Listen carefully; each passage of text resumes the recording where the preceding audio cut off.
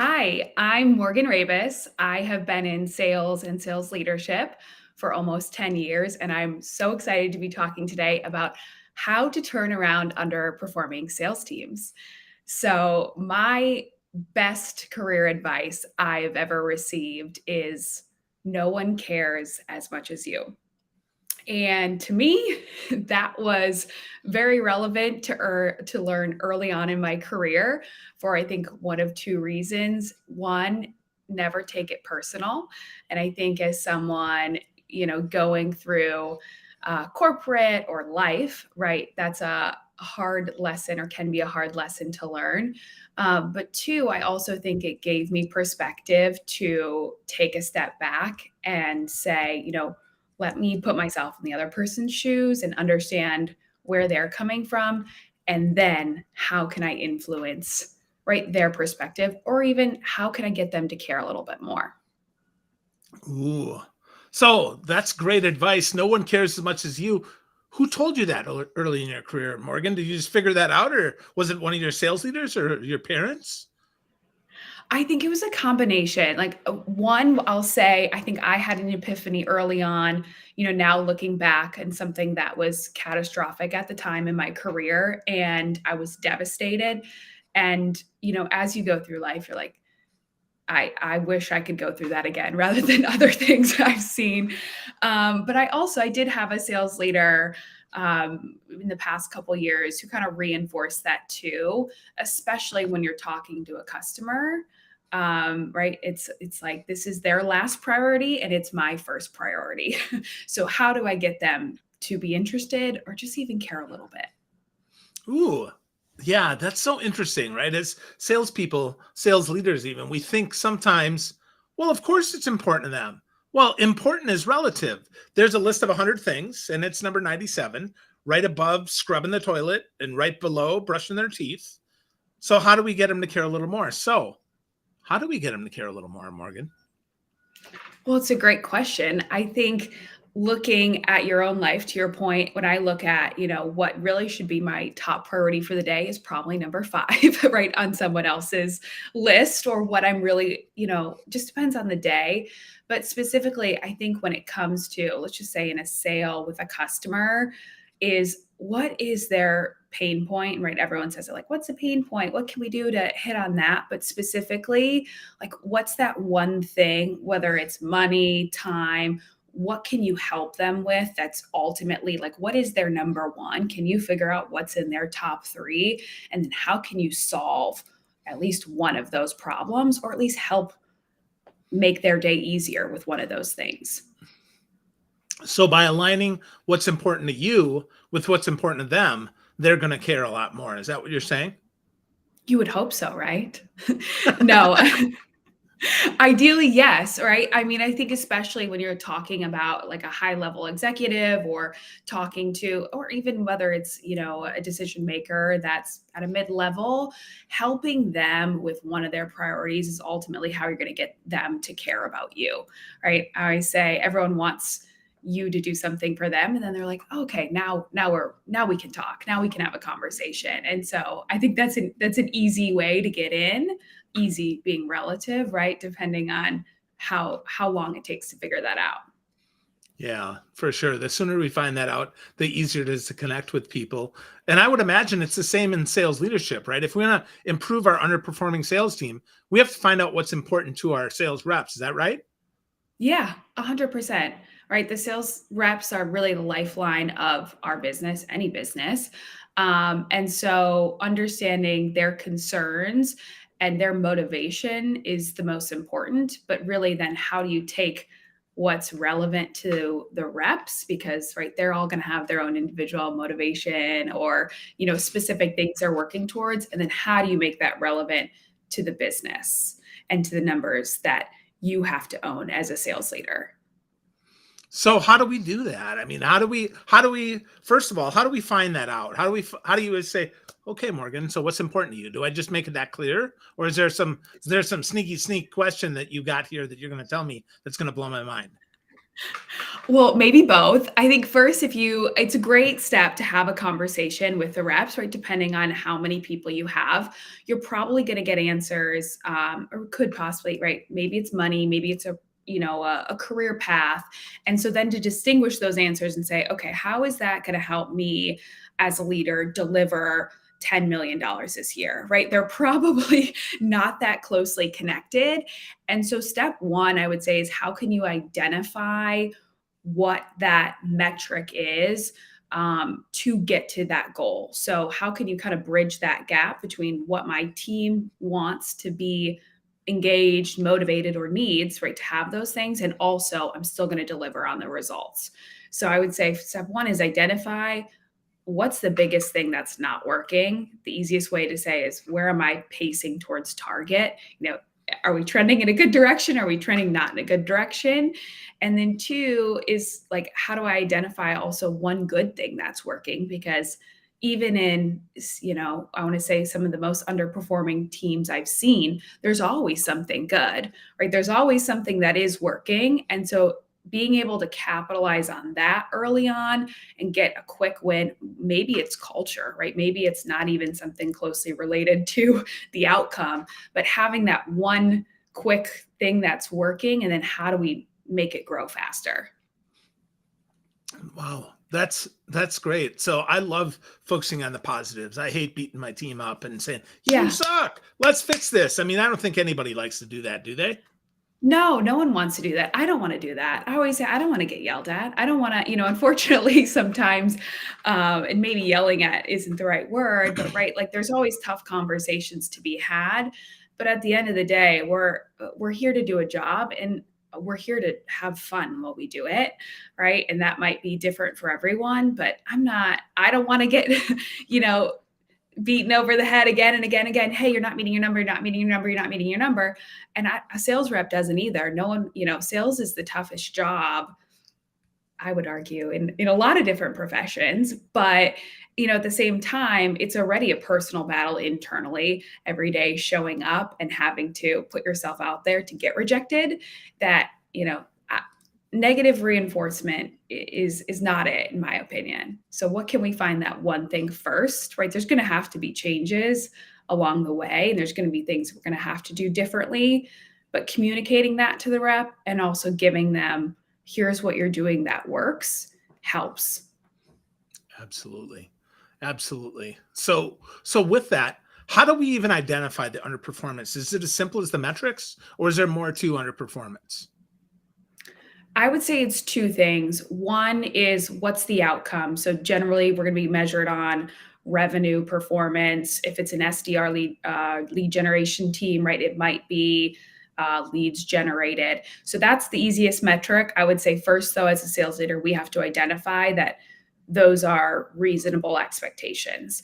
And I think the hardest thing to identify, most of the time, they probably will be, but there's some times where, as a sales leader, you might have to say, these numbers might not be the most achievable for my team. And so, how can I present that business case and make it so that it is achievable to top leaders, right? So, maybe that's my senior vice president who gave me this number, or, a CRO that's like, hey, we need to grow 25% this year. And you're like, yes, let's do it.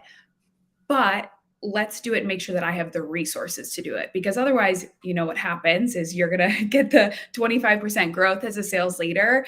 And you're going to be like, okay, but I maybe I can do it with these resources. But all of a sudden it's the trickle down effect. And your team's like, I can't make 150 calls in a day. Like, that's not reasonable.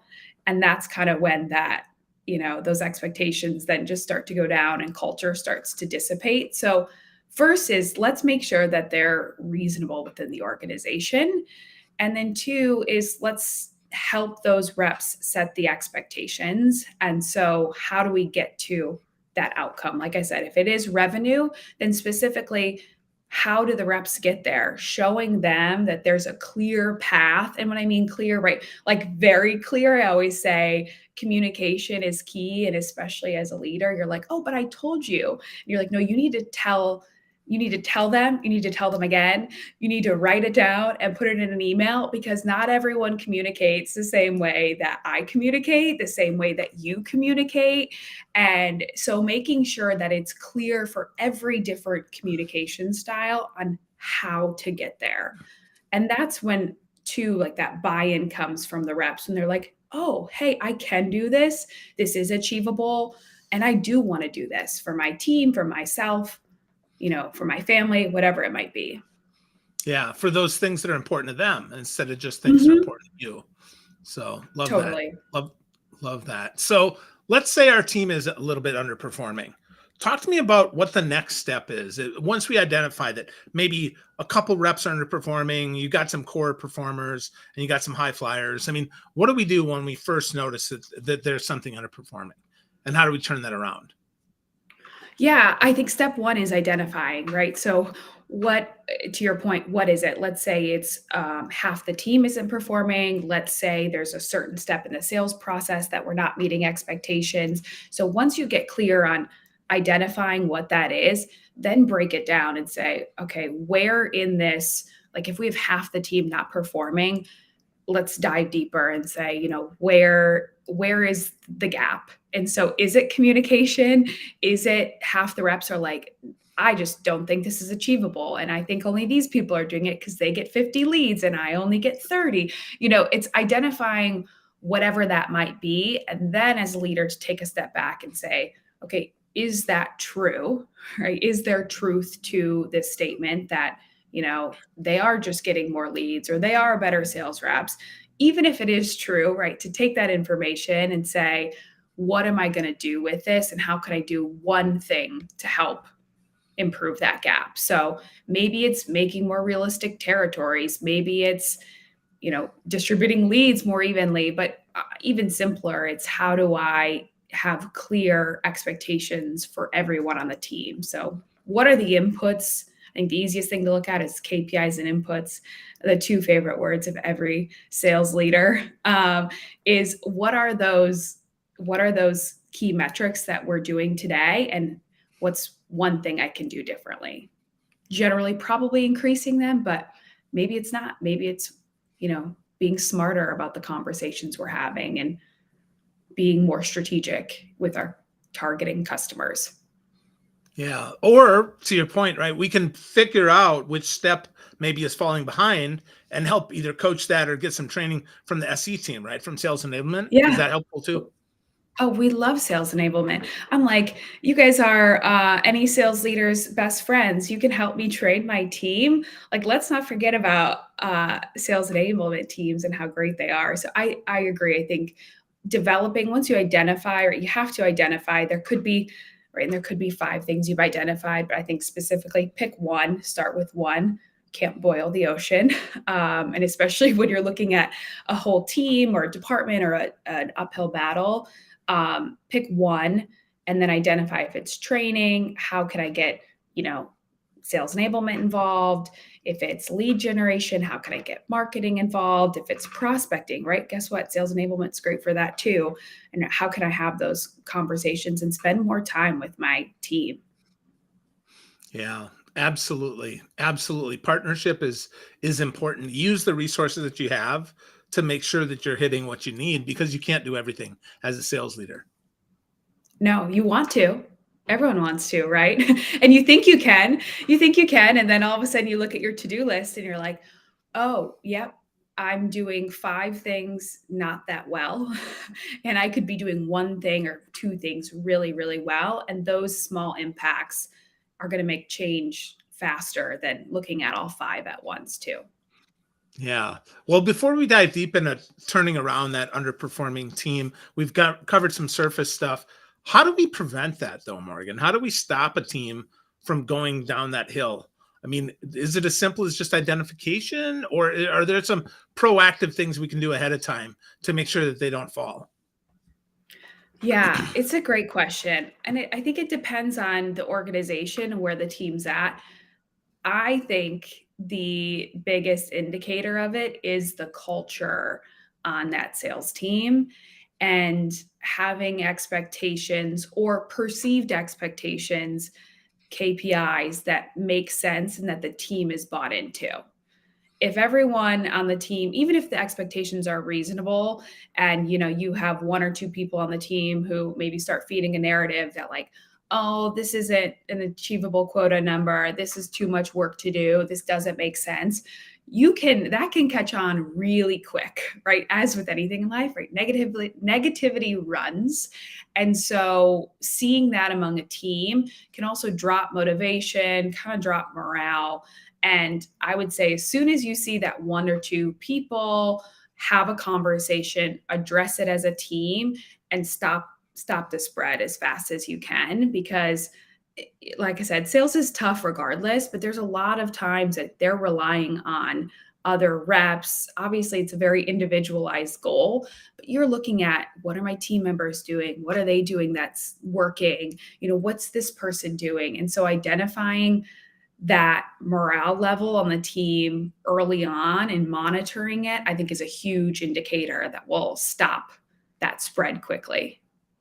Yeah, figure out what's wrong fast and who's wrong fast so you can get on that and fix that. So with that, do you ever partner up, like your top performer with your lowest performer, and help them, or do you find that that's just trouble? Depends. I think it definitely works, but each sales rep has a different process too. And I've had the most or the best performing sales reps that are the most process oriented, let's call it type A, very detailed, by the books, and that works for them. And I've also had a top performer who's like, I'm process oriented and I know what works for me, but it's definitely not what the other person does. And so it has to make sense and be somewhat natural. But I would say, even as a leader, our job to take a step back is figure out what that one process or playbook looks like for your top performing rep or reps, and then how do you as a leader make it scalable to everyone else on the team, right? So it might be one specific thing that you can focus on, that you can, this is going to work for everyone, right? It might be how I'm cold calling, or the conversations I'm having, or we're getting to a certain point in the sales process, and now's when I can, talk about price, or waiting to talk about price until we're in this stage. So identifying as a leader what processes are scalable and relevant to the team kind of takes the pressure off of the reps, because the reps will help out and everyone wants to be supportive, but they've got a whole book of business. They've got a whole, pipeline they have to build themselves. And they're like, I don't want to do your job, right? Like, they're looking sometimes at a leader like, I don't want to be the one that has to do your job. You can figure this out. And so I think as a leader, it's important that you can own part of that process and spend time coaching, let's say, underperformers, or reps that aren't as high of achievers on those steps. Yeah. So we talked a little bit about SE. How much does SE help you when you're improving the underperforming team? A Sales lot. enablement. Yeah, tell me more. I think it's critical. Depends on the organization. I've been at some organizations where it's really heavy involvement, and some where it's just kind of starting out.